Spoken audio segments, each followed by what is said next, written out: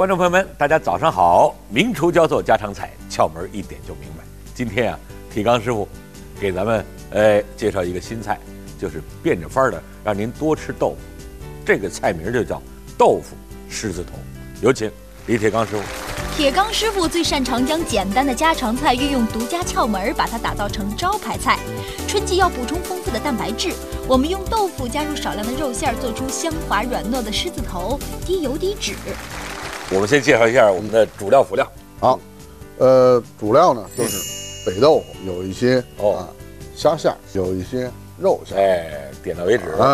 然后呢有一些马蹄、木耳，鸡蛋，然后这边呢就是盐、味精、糖、胡椒粉。我们都吃过这个肉的这个狮子头啊，这豆腐做狮子头，我想可能更难。用豆腐也能做狮子头吗？铁刚师傅将告诉您制作入口即化、营养丰富的豆腐狮子头的窍门。咱们先说啊，选这个豆腐，一定要选这个北豆腐。为什么呢？一个呢，北豆腐呢，吃起来它的口感呢比较松散，二一个呢，它水分少，要提前处理一下，放在锅里面给它蒸个5分钟，让它呢进一步脱水。像1斤豆腐，放1两5的虾馅，1两5的这个肉馅。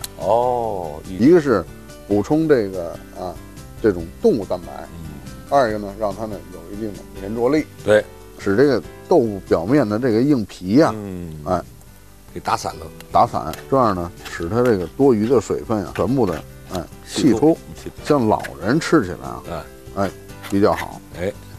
咱们这个狮子头分这个红烧狮子头和清蒸狮子头。对，咱们今天是蒸还是？今儿咱们呢是清炖。春天多吃豆腐，没错。春天嘛，一般的像女孩子嘛，对，容易长痘，对，容易这个嘴干啊什么的，多吃一点豆腐，对，还有美容的效果。好，这个豆腐呢，咱们就过好，您看非常细，对。然后呢，咱们切一点香菜粒，用这个香菜梗就可以了。把这个肉馅还有虾馅这个我们注意到这是精瘦精瘦肉一个是让它口感好，二一个呢营养更丰富、更全面，荤素搭配再来一点马蹄，马蹄呢不要剁得过碎，就给它捶松，吃起来有这个爽的口感。然后呢，咱们把这个木耳切碎也放在里面，太好了，这营养更好了。我们再给点底味，就可以让它上劲儿了，是吧？加盐，胡椒粉，可以去腥，而且呢也可以去除这个豆腥。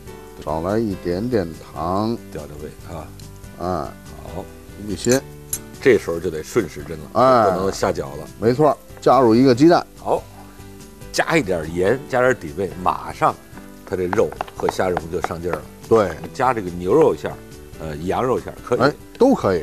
最后放2勺生粉，这样呢让它粘度，表面呢更有附着力。对，好，这个馅儿基本上就可以了。董老师，你看给我剁水了。这个水温一定在40度左右。过热它容易它不嫩了。对，现在咱们弄一点淀粉，蘸一点这个淀粉水，让表面更滑，是吧？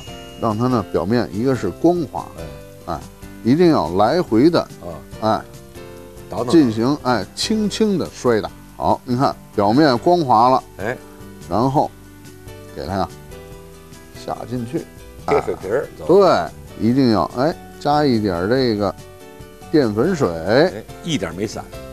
这时候火都是关着的其实我们在做这个肉的狮子头的时候，也是这种，你要滚得大开那不行。对，好，你看差不多了，这个丸子已经呢成型了，狮子头已经下去了，开小火。这个豆腐受热以后，通过跟这个虾馅粘合以后呢，在煮的过程当中还会膨胀，想减肥，对，但是呢，又馋，吃不饱又难受，对，这种是最合适的。这个在我们专业术语里边叫养，养，让它的温度呢慢慢的升高。对，狮子这个头您得慢煮。对，啊，火到了位就行了，对吧？飘起来，飘起来，飘起来，打转了，再打转。对对对，证明它呢内部已经趋于成熟。这8个丸子已经飘起了6个了，你看看，那俩还犹豫呢，哎，